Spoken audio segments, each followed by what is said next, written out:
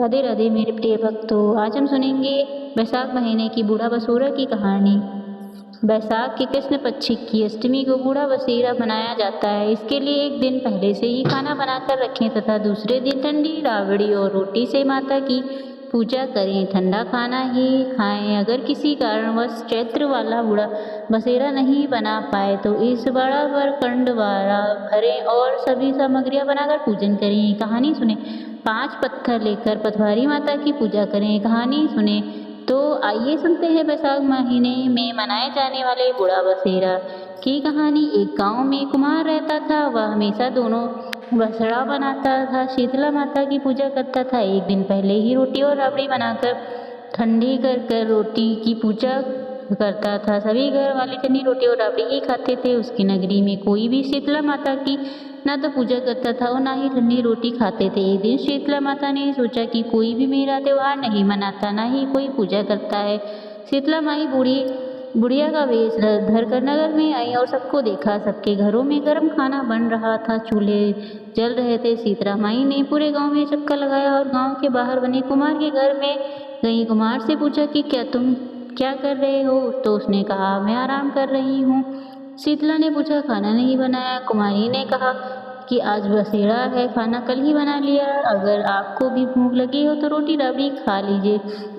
शीतला माता ने कहा, भूख तो लग रही है, खाना खा लेती हूँ। शीतला माता ने ठंडी रोटी और राबड़ी खाई, खुश हो गई और बोली, मेरे को नींद आ रही है। तो कुमारी ने कहा, सो जाओ। जब शीतला माता सोकर उठी तो बोली कि मेरे सिर में खुजली हो रही, जरा सिर को देखो। वह पीठ मोड़कर बैठ गई। सामने दोनों आंखों से अग्नि निकलती तो पूरे गांव में आग लग गई।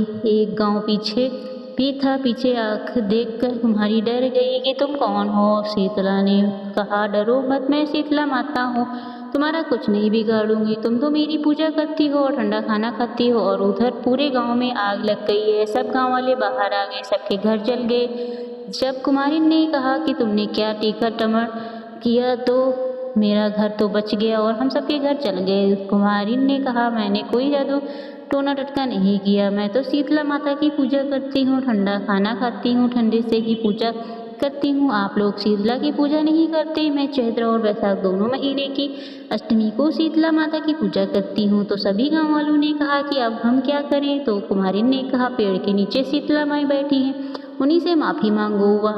वहाँ पर सारे गांव वालों ने देखा शीतला माई बुढ़िया के वेश में बैठी थी। सबने शीतला माता से माफ़ी मांगी और कहा कि आगे हम भी शीतला की पूजा करेंगे, वह ठंडा बनाएंगे और ठंडा खाएंगे। इस तरह शीतला ने सबके घर वापस बना दिए, पहले जैसा ही गांव बस गया। सारी नगरी में हेरा फेरा दिया इसकी सब कोई चैत्र वैसाख की कृष्ण पक्ष की अष्टमी को शीतला की पूजा करे। एक दिन पहले रोटी राबड़ी बनाकर दूसरे दिन खाएं।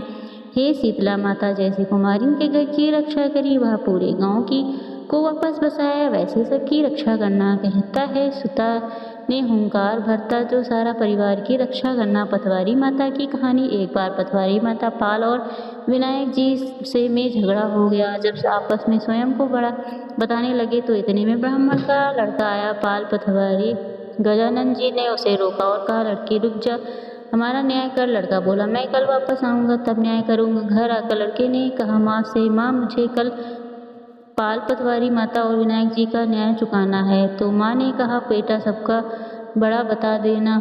एक दूसरे दिन लड़का वहाँ गया, बोला, पाल माता और आप बड़ी हो, क्योंकि हर व्यक्ति आता है स्नान करके शुद्ध होकर जाता है और आप सबकी रक्षा करती हैं। हे पटवारी माता, आप सबसे बड़ी हो, क्योंकि कितने भी तीर्थ धर्म ध्यान कर लें, आपकी पूजा किए बिना उसका कार्य पूर्ण नहीं होता। तो आप जीवित हो, धारती हो और मरने के बाद भी उद्धार करती हो। पटवारी माता पद की धारणी, इसलिए आप बड़ी हो। अब विनायक जी से लड़का बोला, सबसे पहले शुभ काम में आपको ही मनाया जाता है, आपको ध्याए बिना कोई काम सिद्ध नहीं होता, इसलिए आप बड़े हो।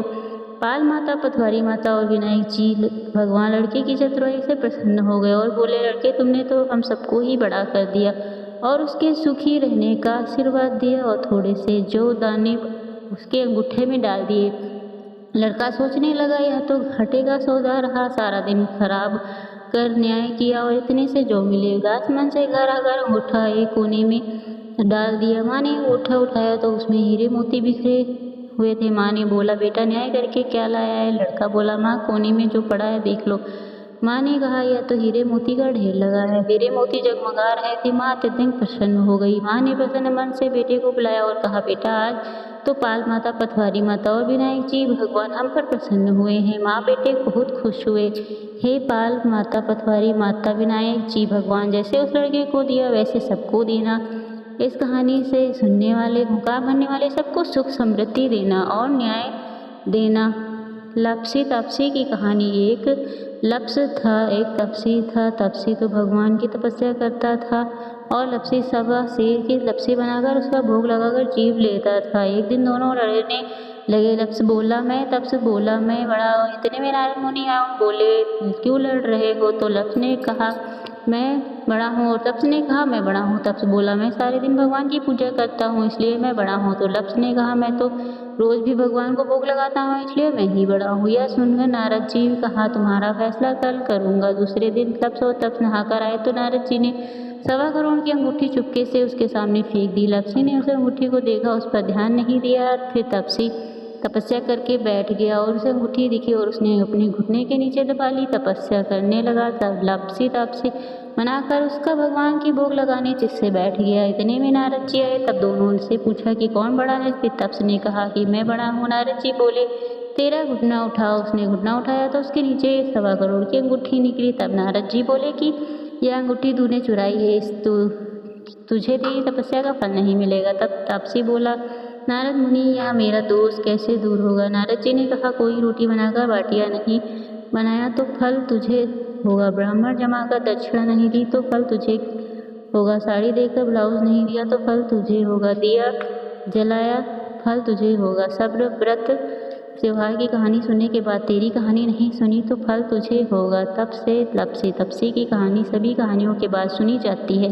कहानी सुनने के बाद ऐसे कहे, लप्सी को फल तपसी ने हुजो, तपसी को फल तपसी ने हुजो। मारी कहानी कथा को फल महान हो। विदाई जी की कहानी। अन्य बुढ़िया माई के पति बेटा में बहू थे। वह बहुत गरीब थे। बुढ़िया माई के प्रतिदिन गणेश जी की पूजा करने का नियम था। एक दिन गणेश जी भगवान उससे प्रसन्न हो गए और बोले, बुढ़िया माई, तेरी पूजा से मैं बहुत प्रसन्न हूँ, वर मांगा। तब बुढ़िया माई बोली, हे कृपा सिंधु, हे गणपति महाराज, तुझे तो मांगना ही नहीं आता। तब गणेश भगवान बोले, तेरे बेटे से पूछ ले। तब बुढ़िया माई ने बेटे से पूछा। तब बोला, धन मांग ले। बहू से पूछा, बोली, माँ, पोता मांग ले। तब माई ने सोचा, यह दोनों तो अपने अपने मतलब का मांग रहे हैं, क्यों ना मैं पड़ोसन से पूछ लो। पड़ोसन से पूछा। तब पड़ोसन बोली, क्यों धन क्यों मांगे, पोता क्यों मांगे? तू अपने लिए दीदा घोड़ा मांग ले। तब बुढ़िया माई घर आई और सोचा कि ऐसा चीज़ मांगती हूँ तो बेटा बहू दोनों खुश हो जाए, अपना भी काम हो जाए। दूसरे दिन गणेश भगवान आए, कहने लगे, माई कुछ मांग लो। तब बुढ़िया माई बोली, दीदा घोड़ा, सोने की कटोरी में पोते को दूध पिला देखा, अमर सुहाग देगो, निरोगी काया देवो, सभी को सुख देवो। तब भगवान गणेश जी बोले, तूने तो मुझे ठग लिया, सब कुछ मांग लिया और कहती है मुझे मांगना नहीं आता। पर ठीक है, सब ऐसा ही हो जाएगा। और तथास्तु कहकर भगवान गणेश जी अत्यंत अंतर्ध्यान हो गए। बुढ़िया माई के सब सुख हो गए और गणेश जी भगवान जैसा बुढ़िया माई के उस परिवार को दिया वैसे धन के भंडार सबके भरना। जय श्री राधे।